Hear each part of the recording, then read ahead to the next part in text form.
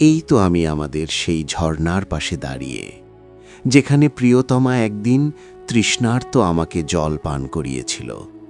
নিজের 2 হাতে করে সে জল এনে দিয়েছিল।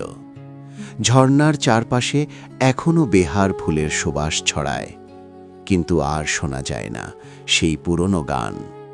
শুধু মিনার থেকে ভেসে আসে আজানের ধ্বনি।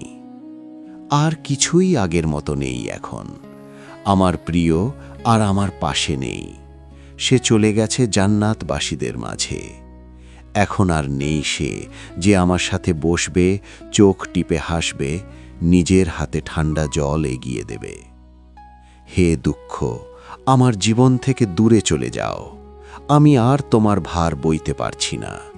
আমার আত্মাকে একটু স্বাভাবিকভাবে শ্বাস নিতে দাও।